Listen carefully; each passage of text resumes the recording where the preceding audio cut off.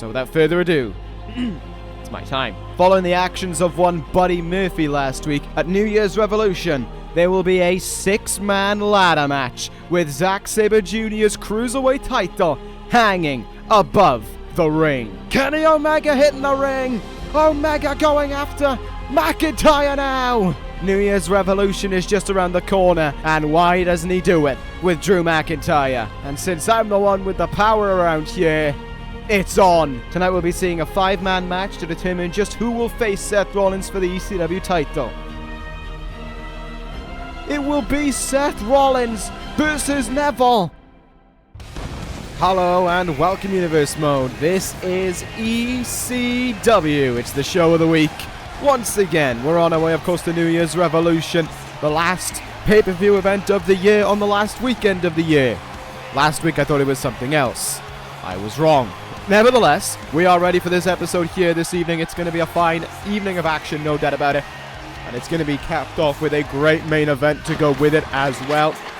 Champion versus champion as a result of the events that transpired last week. The Cruiserweight champion, Zack Sabre Jr. will go one-on-one against the ECW champion, Seth Rollins. Rollins in action here tonight for the first time, I believe, since Survivor Series. So, that should be a very interesting evening for the champion himself. He prepares, of course, for Neville at New Year's Revolution, and Neville wants to make sure that he's prepared for him right now, because we're going to be starting things off by hearing from the new #1 contender to that title.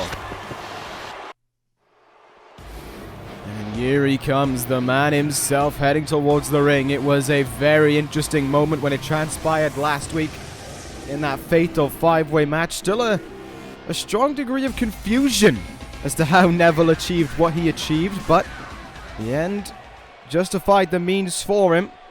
It was sudden. It was almost unknown, but in the end, it resulted in Neville as the #1 contender, and he is going on about just that. And along with the British Empire as well. Look at what is lined up for them at New Year's Revolution. The ladder match. Drew McIntyre going to be going up against Kenny Omega, and in his eyes, the rightful king getting the shot at the title he deserved, the ECW title. On the topic of screwing you out of the title, everyone has a 1 in 6 chance of winning that match. Come on, I've done worse. Nevertheless, though, Neville does not want the cheers of the people. He rejects cheers of peasants in his eyes in this kingdom. It's not your kingdom.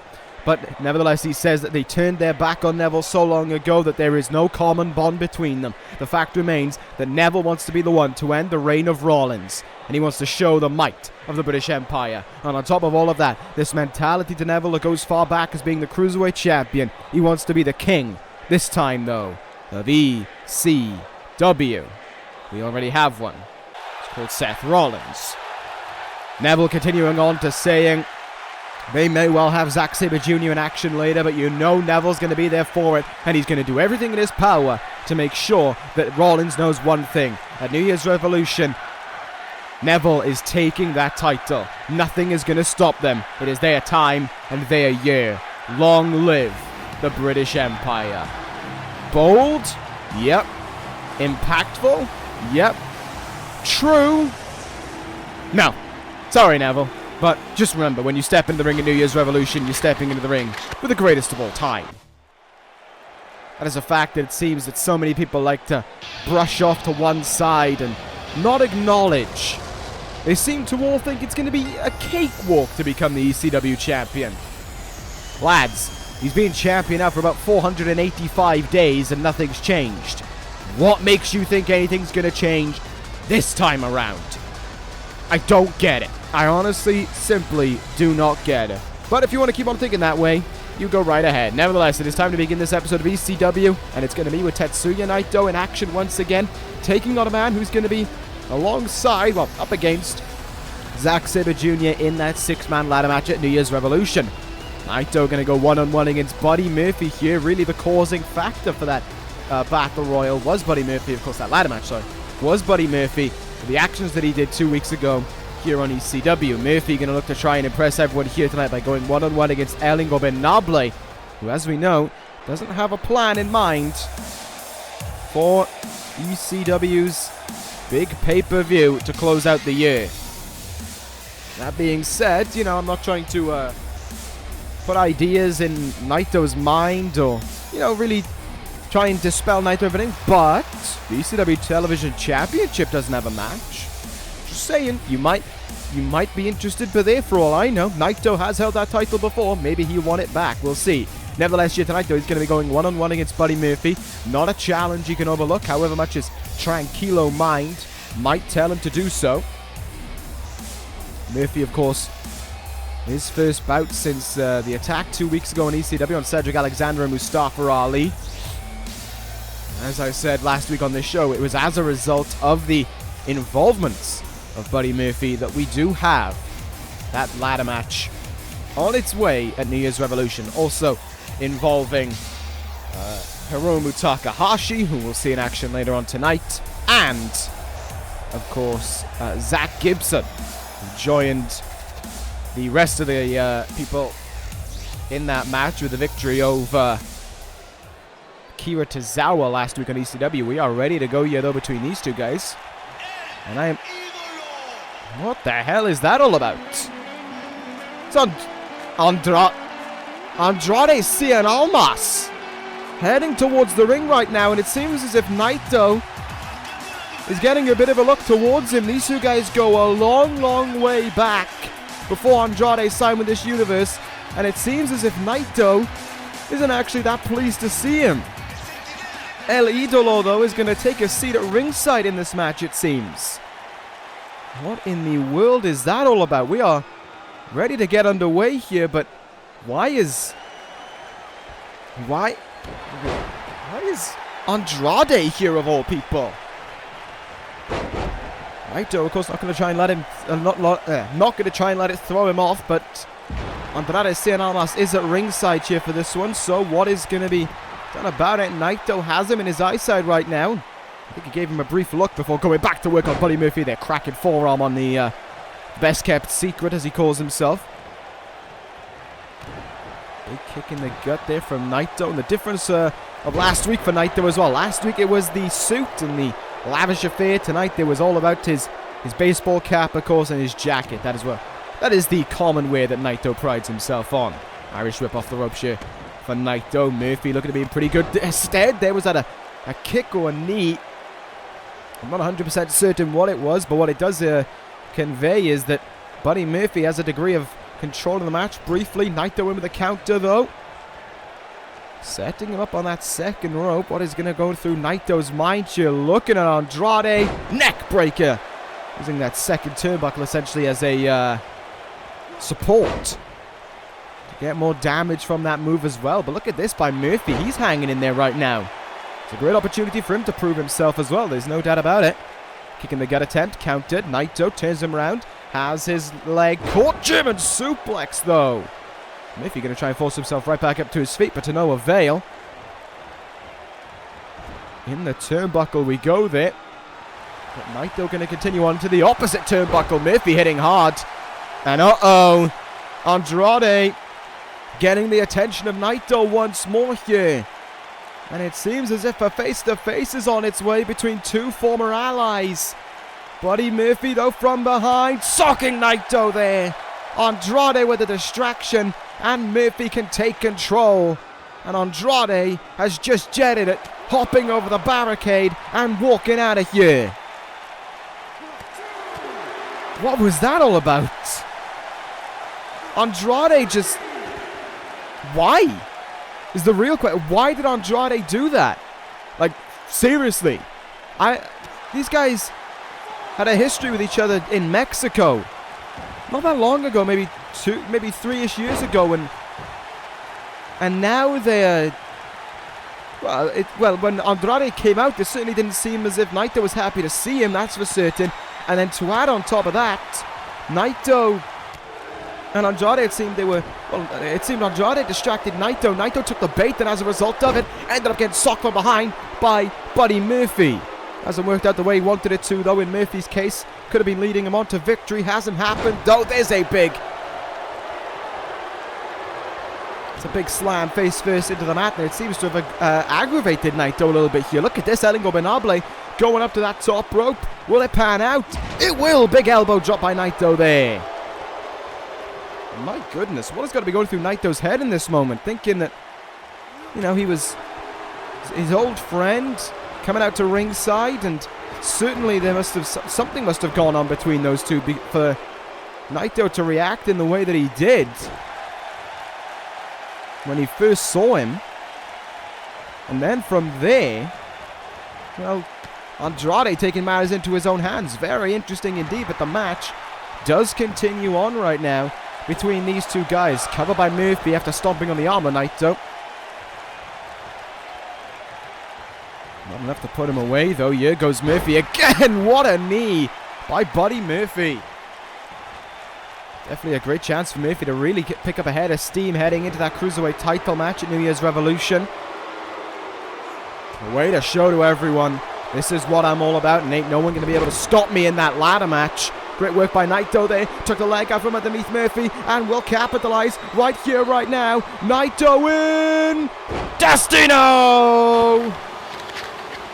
You can stick a fork in this one. This match is done. Naito, though, doesn't seem for it to be the case. Something must have ticked in Naito when Andrade did what he did. Destino again! A second Destino from Naito.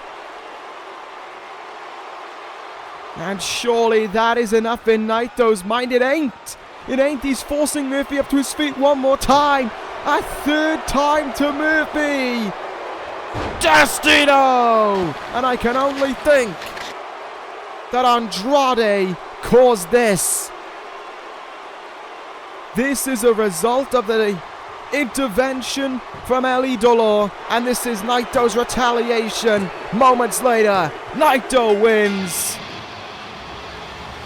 Murphy put up a valiant attempt up until those Destinos, but I think the real talking point coming out of this is regarding Naito and El Idolo.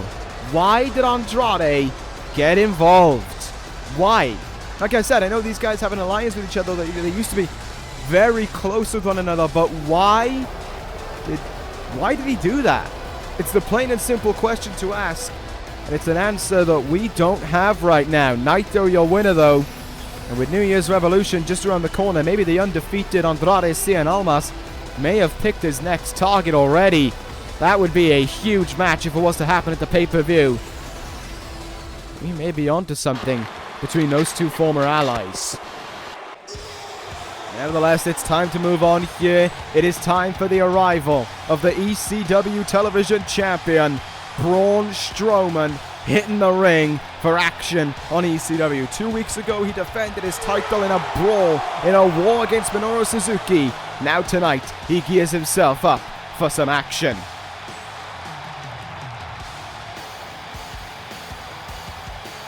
Strowman, as I said, doesn't have a match schedule for New Year's Revolution yet, and this is, to be fair, this is only one of the few times that we've seen Strowman since winning that title a little bit over 2 months ago at No Way Out. Has defended that title, of course, and well, it does beg the question of what is in Braun's mind as he heads towards that event. Only one person stepped up to challenge him for the title, and that was Minoru Suzuki. To be fair, this guy in many ways shares resemblance to Minoru Suzuki. Whoever this guy is, I just plucked him off the street, I'll be honest, and shoved a mask on him. Nevertheless, Strowman ready to go here. DDT. Big DDT to this guy, just clubbing away right from the get-go is Braun Strowman. Look at this from Braun. Already dumping him down there. No way. No way does Braun Strowman going to finish things this quickly. His entrance would have been longer than the match. Strowman's in. Running power slam. He got him. Cover made, but the ref saying rope break there. I don't agree with that call. I don't agree with it at all. Braun into the cover again, however. And oh my goodness. Kick at it too. But how wise was that from this guy? Swiping the leg of Strowman underneath him. All that's done is just piss off Braun Strowman more, mate, to be honest. Uppercut Strowman. Days back a little bit. And makes you pay for it as well. Look at this from Braun. Double underhook. Delayed suplex. Made it look easy. Wrenching on the neck and the jawline now of this guy, just yanking the head in an awkward position. Pain, no doubt about it, going to be on the agenda. Your neck being tilted and then cranked. This does not help you out at all. Braun Strowman just really trying to show his worth as a television champion, show how physical he can get, and show why everyone on ECW should be fearing him. Runs him down in the turnbuckle there. And this time, with no ropes anywhere near the middle of the ring, it should be over. Running power slam from Strowman. Hooks the leg. 1, 2, 3. There wasn't a hope in hell of him winning. I'm surprised he survived the first one. There was no way he was surviving the second one. Strowman, your winner on ECW. The television champion gets another win on the way to New Year's Revolution. But the question has to be asked, what awaits Strowman at New Year's Revolution? And it seems as if he wants to answer his own question, because Strowman went right for a microphone.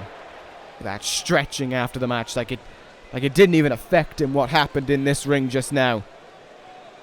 I mean, Strowman does have that air to him that he can get away with something like that, I guess. And Strowman saying that that match was easy for him. If anything, he didn't even break a sweat doing it. And he's the television champion. He demands that he gets better. He demands a fight. After all, a champion is supposed to fight all the time. But Strowman, to be fair, just wants to fight all the time. But instead of the general manager doing something for him, he's going to do something for me. That's nice. Braun Strowman saying that at New Year's Revolution, when he's in that ring, he wants the match to be an open challenge. He doesn't care if one person walks out or 10. Braun Strowman will give everyone these hands and will walk out of New Year's Revolution the ECW television champion still. Make it happen. Alright. Braun Strowman wants an open challenge at New Year's Revolution. The television champion wants that to take place. His wish has been granted. You can have it. Well, there we go. 2 matches down and 2 talking points coming out of ECW so far. Andrade Cien Almas at ringside with Tetsuya Naito. And now we will have an open challenge for the ECW Television Championship at New Year's Revolution. That's pretty interesting if you ask me, as will this contest be as well. The Time Bomb Hiromu Takahashi going one-on-one against the 2-time King of the Ring winner, Kenny Omega. We've already seen one of these, we're going to see half the field in action here tonight. Of course, we've already seen Buddy Murphy in action against Naito. Now, Takahashi has Omega to focus on. Very, very interesting contest on its way, there's no doubt about it. Takahashi, of course, has we got added into this match, basically. And I chose him because, well, he's Takahashi. He's great. I think he's exceptional. And he was deserving of a rematch as well. Of course, he lost his title. The rematch never happened for it. But more to the point, in that triple threat match where he lost the title, he wasn't involved in the final decision. He was outside. We already know what the fate of this man's going to be at New Year's Revolution, though. Kenny Omega going to be going one-on-one against Drew McIntyre, as we saw at the top of the show. Omega wanted the match, and now he has got it. That will take place at New Year's Revolution, and I think it is what both sides wanted, truth be told. It is what Omega wanted, and it is what McIntyre wanted as well. McIntyre, of course, was the one who threw the first punch, well, the first kick with the Claymore kick, and then was the one who ran his mouth after it. Omega made him pay last week on ECW. There is absolutely no doubt about it. But now here tonight for the first time in a little while, I think. A good couple of weeks. Oh no, first since the first ECW following Survivor Series. My bad. Omega is in action again, and he can't gloss over his opponent, because Hiromu Takahashi is a dangerous guy, already a Cruiserweight champion with this universe. He's only been in it for about 4 months. Takahashi has a chance to win that back in the ladder match. Kenny Omega has a chance to win his way back into the ECW Championship picture with a victory. At New Year's Revolution over Drew McIntyre. Maybe at the Royal Rumble. Maybe we get Omega Rollins 3 or 4. 3 on pay-per-view. At the Royal Rumble. Maybe. I know you're all salivating at the fact that that could happen, but, you know, let's not forget Kenny Omega is 0-2 on pay-per-view against Seth Rollins. Getting off to a little bit of aggressive start there was Kenny Omega. Looking to be going pretty good here. Forearm in the back. Pump handle. Backbreaker on Takahashi. The power advantage, of course, will go Kenny Omega's way. And he'll look to utilize that, I think, to his advantage more than once here in this match. Takahashi has to be cunning in more ways than one, really, to get the victory. And we'll see if he can pull that out or not. We know Takahashi can think on his feet and can think at such a quick pace that you just don't imagine it. But will that lead to victory for the time bomb? Nice forearm in the corner there by Takahashi.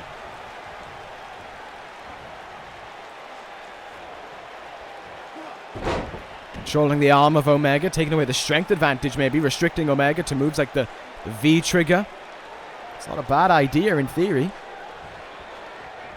Takahashi surprisingly in control of this matchup right now. Taking it a little bit slow, which I don't think is what Omega imagined. I think Omega imagined a fast-paced match here where he was going to be on his feet all the time, but flying around the ring essentially with Takahashi. But Hiromu wrestling a very different match indeed. This is a great test, you know, the matches these guys are having here tonight against Naito, Omega, and Rollins. It really prepares them physically, mentally, and it gives you that idea that you need, you know, when you're taking on someone in a division above you, when you're taking on a true quote-unquote heavyweight, you need to be at the top of your game. You need to be at your peak fitness as well, and you need to be able to take a beating, and that is exactly what's going to happen in New Year's Revolution in that ladder match. They're all going to need to be on top of their game physically in order to survive the ladder match. They're all going to be able to need to take a beating, because at the end of the day, the ladders are involved, and on top of that all, they're going to have to be at the top of their game, because there are 6 men vying for that title in that ladder match.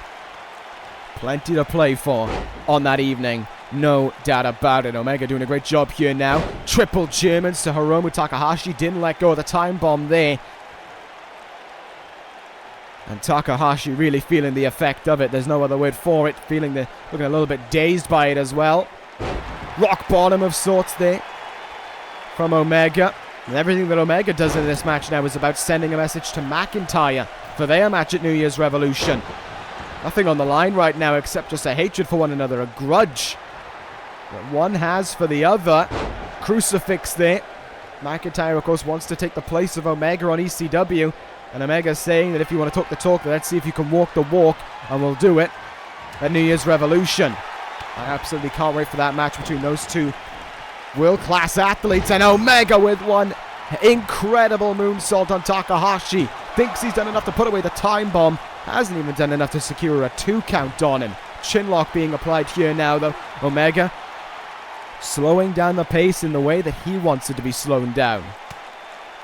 It's Takahashi who had a slow pace at the start of the match and dictated the match and the pacing that he wanted. Now it's Omega doing that. But Takahashi able to fight his way out of it. Nicely done.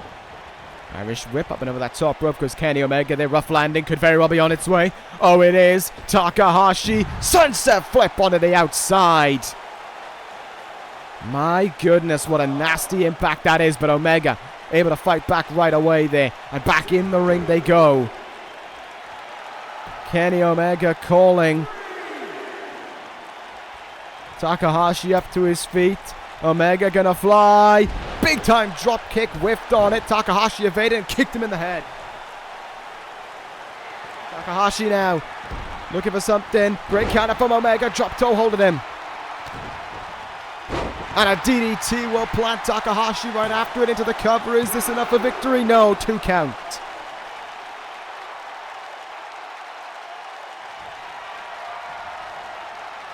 Omega now, is he contemplating victory in this thing? No, Takahashi in with a counter there. Still an opportunity for the time bomb to get himself back in this one. Omega counters again. Discus forearm countered.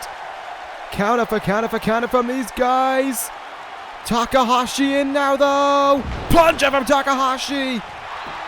Covers Omega. And it's not enough for the win. Uh-oh. This might be, though. Takahashi gonna look for the time bomb. Omega denies it. And oh my goodness, you could hear that slap ring throughout the arena. What is Omega doing now? I thought we were going to see Rise of the Terminator. It seems not.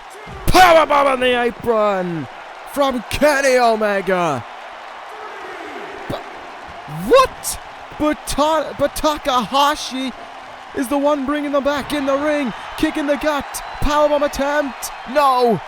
Omega fights his way out of it. Neither guy giving in right now in this one. Both refusing to stop. Huge lariat there though from Omega. And now that could be the beginning of the end for Takahashi. Omega brings him in. One winged angel. 1, 2. Takahashi kicks at it too. The time bomb ain't giving in. But Omega is looking to send an almighty message to McIntyre. One winged angel.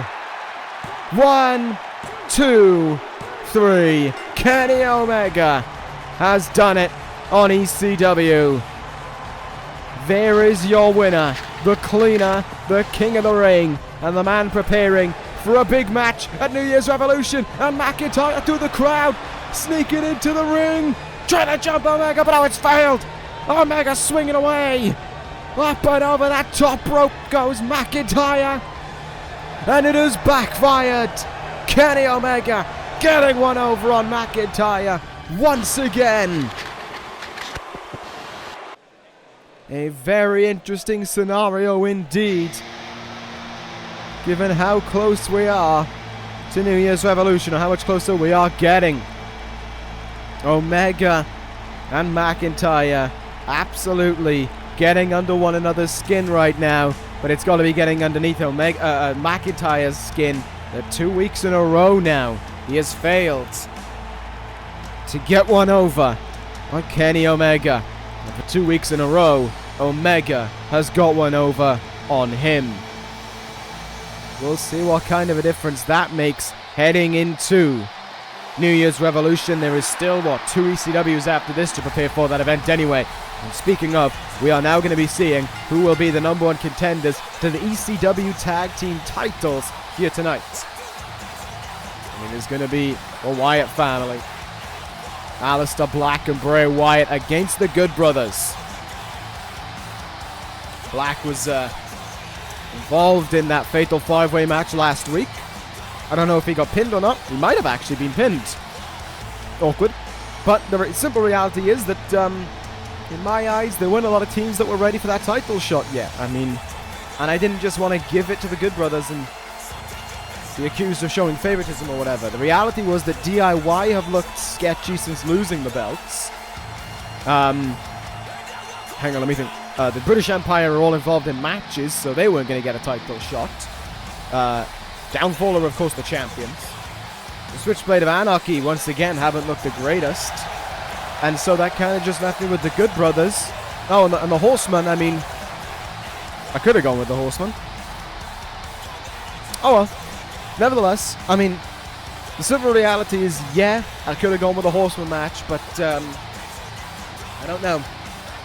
I decided against it, I guess. Nevertheless, it's also an opportunity for a tag team that we haven't seen in a little while. I mean, yeah, we've seen Black. Oh, hello, Bray Wyatt. Yeah, we've seen Aleister Black and Braun Strowman in action recently, but we haven't seen Bray Wyatt in action. And more to the point, it's not like we've seen a hell of a lot of. My apologies there. It's not like we've seen a hell of a lot of Wyatt family matches. Not since the days of MK Ultra, really, of the Wyatt family being a cohesive unit. Nevertheless, here come the Good Brothers towards the ring right now. Gallows and Anderson readying up for their contest here. Was it 2 weeks ago, I believe, they were sending a message with a victory on ECW over someone. And now here tonight they go again, ready to become the number 1 contenders. Could be a very interesting contest if Downfall were to get the Good Brothers, two of the best teams in the world, the current best team in this universe, versus the duo who I believe are the best team in the world.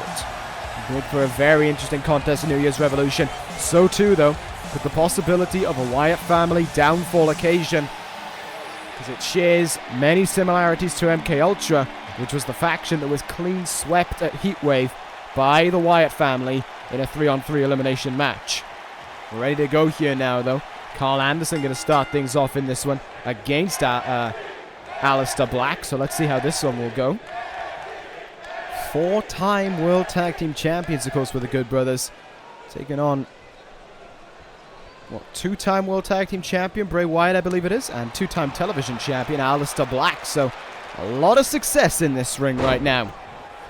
All of the Good Brothers' success, though, came on Monday Night Raw, and, well, I mean, 2 ECW Television Championships kind of tell you where Aleister Black's success came from.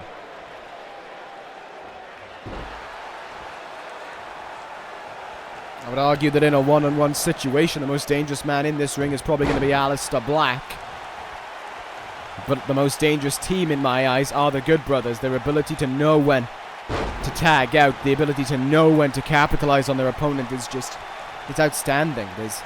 There's nothing and no one like it. I wouldn't even say Downfall have got to that level yet. Then again, Downfall are such a young team in terms of their time in this universe. It's only been about 2 months. That's it. And they already have tag team gold. They already have proven themselves to be the best tag team in the current moment in this universe. And if they were to beat the Good Brothers, if they were to draw against them, that would really start cementing them in the talk of the best tag team in the world. There is absolutely no doubt of arguing against that one. That fact could occur should they be victorious. If they beat the Wyatt family at New Year's Revolution, it would go to show the extent they've come from the loss at Heatwave in that clean sweep to now. And what almost happens is, and what a difference it makes when Harper is leading the group. It seems to me like Harper's leading the group, as opposed to when Raven was leading Harper and Wolf in. I haven't seen Wolf in action since Downfall was formed, actually, which is a very interesting thing to think about. On top of that, I believe it was against the Good Brothers where MK Ultra's last match happened. The more you know. Aleister Black trying to get things going here against Luke Gallows, and things just aren't going the way he wants them to. There, nice clubbing blow on the back. Black definitely going to want to make the tag into Bray Wyatt here. Belly to belly suplex there. That will probably do a good job in denying it. Wyatt really hungry to get in the ring right now. Get it where it's due, though. Luke Gallows doing everything in his power to stop him. Black got cut on the way back up to his feet there. Not too sure where he sustained that cut in the head. It must have been in that moment. Great counter from Black there, though. Shoulder tackle counted into a DDT. And now the opening comes. Tag made? No. No tag made. Into the turnbuckle goes Black, and Wyatt tags himself in as a result of it. And goes right after Gallows as well. Bray Wyatt standing there. I think Carl Anderson tried to intervene there, and that backfired on him. Well, it didn't backfire on him, he just didn't grab Bray Wyatt. Wyatt, though, finally hitting the ring in this contest. Let's see how this one will go for him. Big stomp in the face of Gallows. One tag apiece from both teams now, and the heavy hitters from both sides coming out in this matchup as well. Let's see what kind of a difference this will make. Of course, interesting how I only say one heavy hitter from both sides, whereas Downfall pretty much have two. Both Harper and Raven are very concerning individuals in that ring with the damage they can do. There's no doubt about that. Out of there by Bray Wyatt, and a big boot as well. Wyatt knocks down Gallows, and Gallows in position. Choke slam on Wyatt. Got him with it. And could that lead to the magic killer that will put away? No! Counter by Bray. Clothesline down, however. No such advantage waiting for him, but a big splash waits for him, courtesy of Luke Gallows. Roll up now. Roll up by Gallows. Wyatt's arm into the bottom rope. No way you could call for the the pin to be made there, but the Wyatt family are not looking good. Great counter from Bray, though. Duck the clothesline, STO. But it has to be said that things just are not going the way of the Wyatt family right now. It's like there's a lot of rust on this tag team. It's like a family that's not really working that well together right now. Big backbreaker by Gallows. It's showing cracks. They're not working together as a team. The Good Brothers just are. And they're doing it exceptionally as well. It's kind of two individual performances shining through from the Wyatt family right now. I think that's the best way of putting it.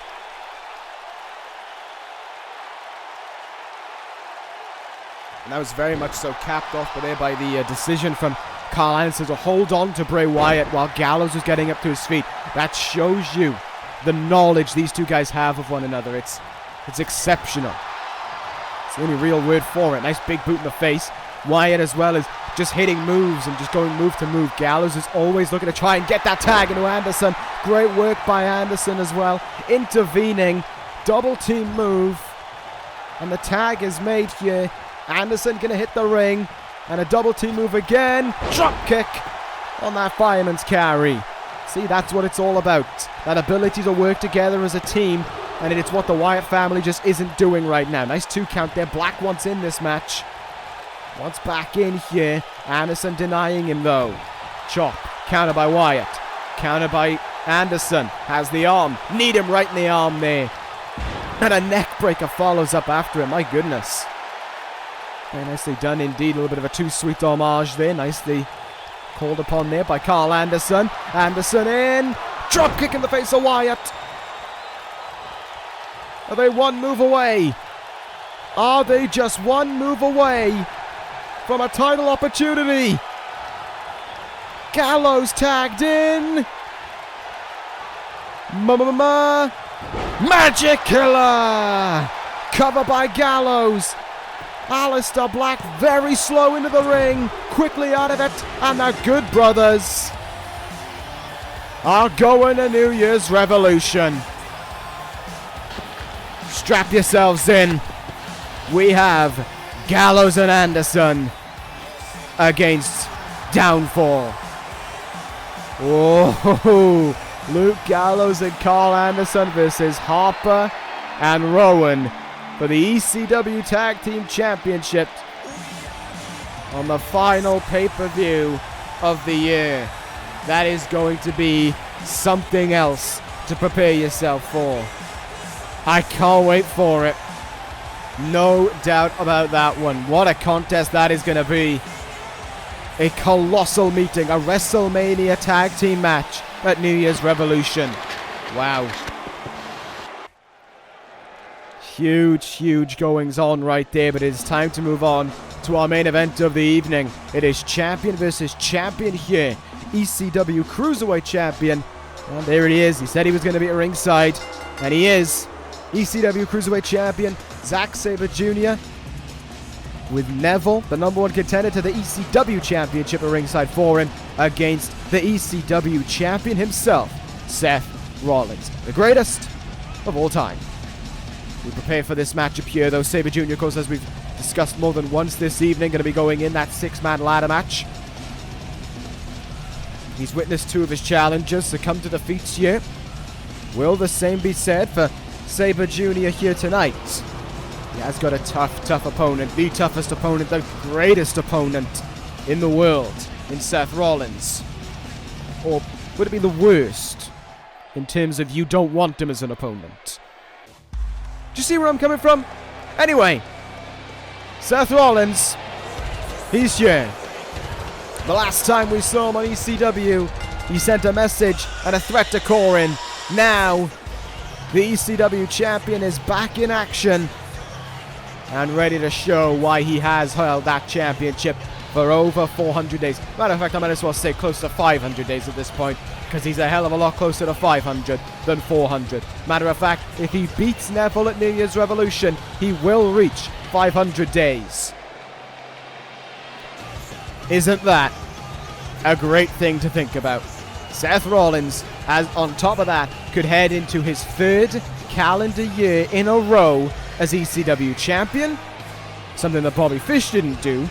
and would be heading into his 4th calendar year as ECW champion as a whole, having previously held that belt back in 2015.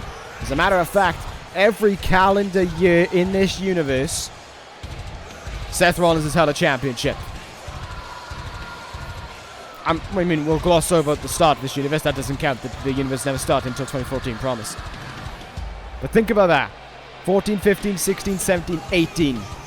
Rollins held a title every single year. 2014, it was the tag titles. 15, it was the ECW title. 16, it was the television title. 17, 18, and if he beats Neville, 19, it has been the ECW champion in one consecutive reign. Rollins, of course, surpassed Bobby Fish for the longest reign in this universe back in September, 3 months ago, and he's still going. And Neville looks to do what no one has been able to do. Stop this man. We'll see if that'll happen. Of all the current champions on ECW, Seth Rollins only faced one of them. That was the man who took his television championship away from him in a fatal 4-way match in Braun Strowman. Now he faces another, though, one-on-one here in the main event of ECW in Zack Sabre Jr. And that man at ringside, the number 1 contender for that ECW championship. What kind of an impact could Neville have in this one here? I do wonder.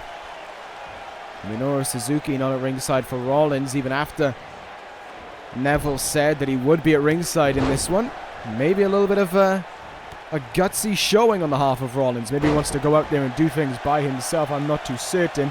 What I do know is that Rollins is taking care of business right now. Looking for another slam. There's Sabre Jr. able to counter, and I wonder what Sabre Jr.'s plan will be. And I think the question may well have just been given an answer there. Dragon screw from Sabre Jr. Went for the legs of Rollins, and I think that is the plan. Take out the legs of Rollins and soften him up for New Year's Revolution. You take out the legs, you take out the curb stomp. It's that simple. Rollins looking for Architect's Annihilation. Big counter from Sabre Jr. Think about it. And Sabre Jr. is doing just that, going after the legs again. Oh my god! It was like a figure 4 yank, essentially, from Sabre Jr. there, as he works over Rollins right now. Counter from the champion, though. Went for the knee again. Sabre Jr. German suplex. Great strength from the Cruiserweight champ. Neville slid in a steel chair, but he hasn't exactly given his British Empire member a chance to use it yet. Look at this, pure aggression from Sabre Jr. just shining through. There's no doubt about it. Zack Sabre Jr. is Cruiserweight champ for a reason. And he can hang with the big guys. Can he hang with the biggest of them all, though? The best of them all. In the main event here. Neville will certainly want him to. Sabre Jr. has been working over the body of Rollins and the legs as well. And oh my goodness. Essentially a fireman's carry cutter onto the ropes there, and Sabre Jr. feeling awfully confident about it. Surprised the referee hasn't got rid of that steel chair. Neville slid it in the ring, but had no intention of giving an opportunity for Rollins, for Sabre Jr. to use it. Architect's Annihilation. Will that end things too early in the contest?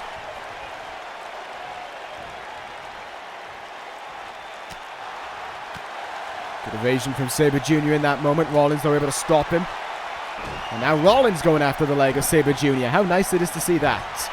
Takes him in the corner though. Look at this. They're just battling. Neither guy wants to go in the turnbuckle here. Phenomenal counters from both champions right now. Outstanding. Rollins. Abracadabra. And Neville getting up on the apron. Neville trying to cause a distraction in the moment there. Doesn't matter though. Sabre Jr. was able to fight out on his own accord. Dragon screw and back to the leg of Rollins. Take it away from underneath him. Take away Rollins' ability to utilize that curb stomp. It's simple, effective, and dangerous. But the reality is that Sabre Jr. is having difficulties with it. And on top of that, Rollins is doing a lot of countering to make sure that it doesn't get hurt. I think he might have scouted that out as a game plan. And here we go! Curb stomp! It's done. Oh, of course it ain't. Of course it ain't. Sabre Jr., the blood on his face continuing to flow. And meanwhile, Neville kept him in this one. But not for much longer. Neville getting thrown out. Sabre Jr. though, oh my goodness, what strength. Neville just got kicked out. Sabre Jr. is on his own against the ECW champion now. That changes everything. That changes everything. No guiding light for Sabre Jr. He's got to do this one on his own. And so much for Neville trying to send a statement message before New Year's Revolution. All he got to do was make Zack Sabre Jr. continue on in this one with a busted open head. That curb stomp, I think, only worsened it. Sabre Jr. trying to keep Rollins pinned down there in that moment. Great counter by Rollins again. Time to capitalize though, man.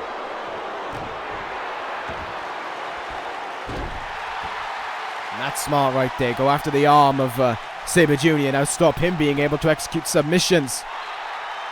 Both guys thinking tactically with one another, there's no doubt about it, but the reality is Rollins is leading this match right now. Sabre Jr. hasn't been able to hit a big move here.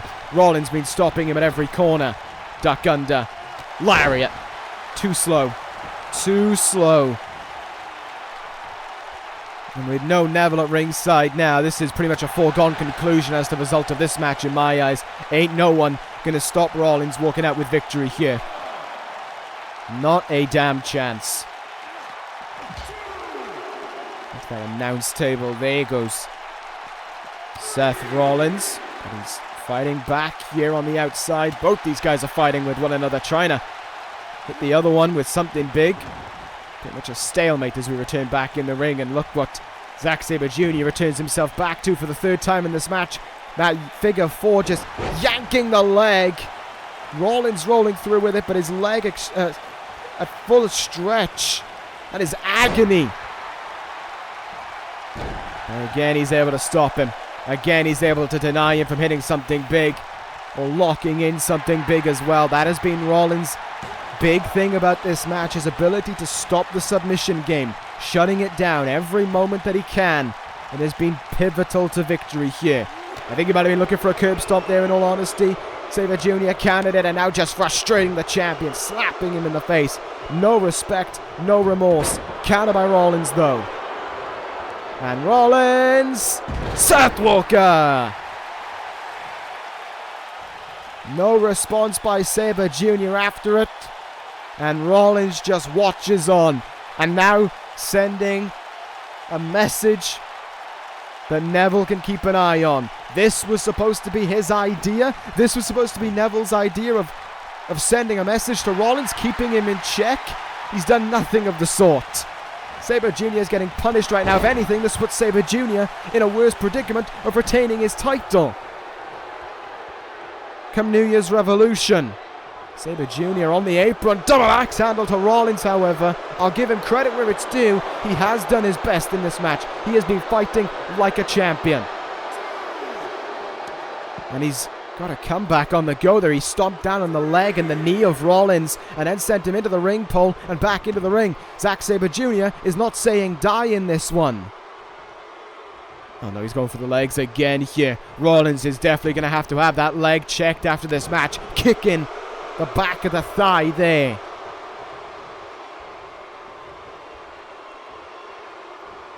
The speed of Rollins disappears when you take away the leg. And of course, more vitally, that curb stomp goes too slow there. Completely too slow with Sabre Jr. Fatigue setting in. The blood pouring down his face as well. A real impacting factor in it all as well. Absolutely no doubt about it.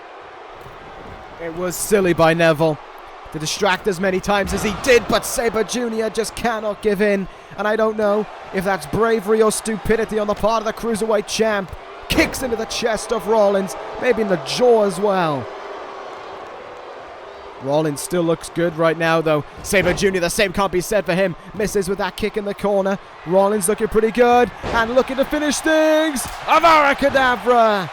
And the blood worsens on the face of the Cruiserweight champ. But to close things out for Rollins, here's looking at you, Kenny. Beat trigger! 1, 2, 3. Rollins wins in the main event. The Cruiserweight champion tried, but he fell. It was not enough for victory.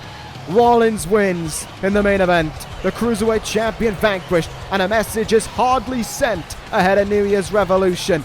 Neville tried, but the simple fact of the matter is he failed, and Rollins can gloss in that. Oh wait, no, Neville's coming back down the ramp. Neville rushing into the ring. Oh my goodness! Low blow to the champ. Low blow to Rollins. You have got to be kidding me. Sickening. Vile from the British Empire. And Neville looking down at a fallen champion. What the hell are you doing? What the hell? Oh my goodness. Neville pulling out a ladder. Pulling out a ladder. No. Neville with a ladder into the face of Rollins. And the British Empire do stand tall.